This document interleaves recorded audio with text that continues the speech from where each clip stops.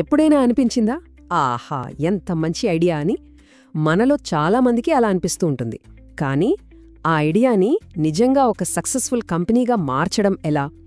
Julia Aston తన after the idea పుస్తకంలో సరిగ్గా ఇదే పాయింట్ని పట్టుకున్నారు. సో ఈరోజు మనం ఆ పుస్తకంలోని కొన్ని ముఖ్యమైన విషయాలు తెలుసుకుందాం. ఒక గొప్ప ఐడియా రావడమంటే జస్ట్ రేస్ స్టార్ట్ అవగానే ఫస్ట్ స్టెప్ వేయడం లాంటిది, అంతే. అదే గెలుపు కాదు కదా, అది జస్ట్ స్టార్టింగ్ పాయింట్. అసలు ఛాలెంజ్ అంతా ఆ రేస్ని చివరి వరకు పూర్తి చేయడంలోనే ఉంటుంది. మనందరికీ ఆ యురేకా మూమెంట్ అంటే భలే ఇష్టం గదా, బల్బ్ వెలిగినట్టు అనిపిస్తుంది. కానీ ఒక్క విషయం, ఆ ఒక్క మూమెంట్ మనల్ని గెలిపించదు. ఐడియాని ఆచరణలో పెట్టే ప్రాసెస్లోనే అసలు సిసరైన ఛాలెంజెస్ ఎదురవుతాయి. మరి ఆ ఛాలెంజెస్ ఏంటో చూసేద్దామా? సరే, అసలు మ్యాటర్లోకొద్దాం. ఎన్నో బెస్ట్ ఐడియాస్తో మొదలైన స్టార్టప్స్ కూడా ఎందుకు మధ్యలోనే ఆగిపోతున్నాయి? చాలామంది అనుకుంటారు మార్కెట్ లేక అని. కానీ కాదు. అసలు కారణం సరైన సిస్టమ్, అంటే ఒక వ్యవస్థ లేకపోవడం. మంచి విషయం ఏంటంటే ఈ సమస్యలను మనం ముందుగానే కనిపెట్టి సరిచేసుకోవచ్చు. అది ఎలాగో ఇప్పుడు చూద్దాం. ఇది చాలా కామన్గా ఫౌండర్స్ చేసే పెద్ద మిస్టేక్. వాళ్ల విజన్ గురించి, ఐడియా ఎంత గొప్పదో చెప్పడంలోనే టైం అంతా గడిచిపోతుంది. కానీ ఆ కలల్ని నిజం చెయ్యాలంటే ఒక బలమైన పునాది కావాలి కదా, అది వేయడమే మర్చిపోతారు. సింపుల్గా చెప్పాలంటే ఇల్లు కట్టడానికి బ్లూ ప్రింట్ మాత్రం ఉంటే సరిపోదు, ఇటుకలు కూడా కావాలి. ఇక రెండో మిస్టేక్, ఇది కూడా చాలా ఇంపార్టెంట్. మన టీం బెస్ట్ పర్ఫార్మెన్స్ ఇవ్వాలని అందరూ కోరుకుంటారు, కరెక్టే. కానీ వాళ్ళకి ఏం చెయ్యాలో, ఎలా చెయ్యాలో ఒక క్లారిటీ ఇవ్వకపోతే ఎలా? అదొక రూల్స్ లేని గేమ్ ఆడినట్టుంటుంది. మరి గెలుపెలా సాధ్యం చెప్పండి? స్టార్టప్లంటేనే స్పీడ్, ఆ వేగం ఉండాలి కూడా.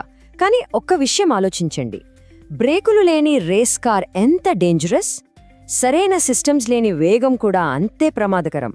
స్పీడ్గా వెళ్లడం ఇంపార్టెంటే, కానీ రైట్ డైరెక్షన్లో సేఫ్గా వెళ్లడం ఇంకా ఇంపార్టెంట్. ఇది చాలా చాలా ముఖ్యమైన పాయింట్. చూడండి, కంపెనీ చిన్నగా ఉన్నప్పుడు చిన్న చిన్న తప్పులు పెద్దగా కనిపించకపోవచ్చు, మనం లైట్ తీసుకుంటాం. కానీ కంపెనీ సైజ్ పెరిగే కొద్దీ ఆ చిన్న చిన్న క్రాక్సే మొత్తం గోడల్ని కూల్చేస్తాయి. చిన్న లీక్ ఒక పెద్ద షిప్ని ముంచేసినట్టు అన్నమాట. ఓకే, ఇప్పటిదాకా మనం ప్రాబ్లమ్స్ గురించి మాట్లాడుకున్నాం. ఇప్పుడు సొల్యూషన్ వైపు వెళ్దాం. ఇక్కడ ఈ కంపారిజన్ చూడండి. ఒకవైపు కేవలం విజన్, మరోవైపు విజన్ ప్లస్ స్ట్రక్చర్. అంటే కేవలం ఐడియా మీదనే ఫోకస్ పెడుతున్నారా, లేక దాన్ని నిర్మించే ప్రాసెస్ మీద కూడా శ్రద్ధ పెడుతున్నారా? ఈ ఒక్క తేడానే సక్సెస్ని డిసైడ్ చేస్తుంది. సరే, ఇక అసలు సీక్రెట్లోకి వచ్చేద్దాం. మన ఐడియాలకు రెక్కలు తొడిగి వాటిని ఆకాశంలోకి ఎగిరేలా చేసే ఆ మ్యాజిక్ ఏంటి? అదే ఆపరేషనల్ ఎక్సలెన్స్, అంటే ఒక పటిష్టమైన కార్యాచరణ.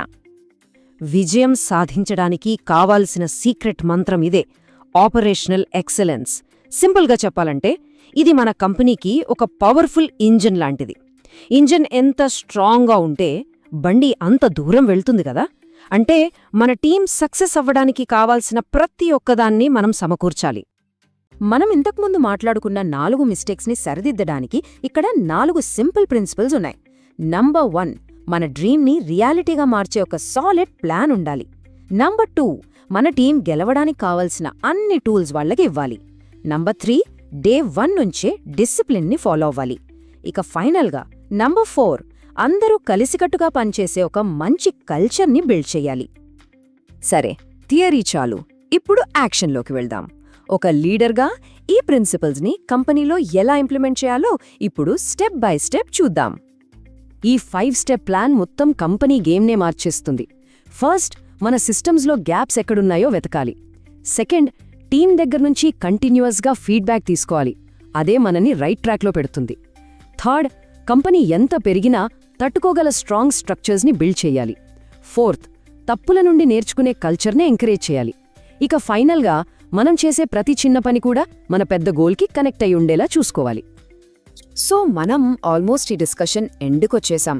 ఇన్ని విషయాలు మాట్లాడుకున్నాం కదా, ఫైనల్గా మనం గుర్తుంచుకోవలసిన ఒక్క కీ పాయింట్ ఉంది. ఈ ఒక్క కొటేషన్ చాలు మొత్తం టాపిక్ని సమరైజ్ చేయడానికి. ఐడియాస్ కంపెనీలను కట్టవు, ఎగ్జిక్యూషన్ గడుతుంది. ఐడియాలు కేవలం విత్తనాలు లాంటివి, వాటికి నీళ్లు పోసి పెంచి పెద్ద చేసేది ఎగ్జిక్యూషనే.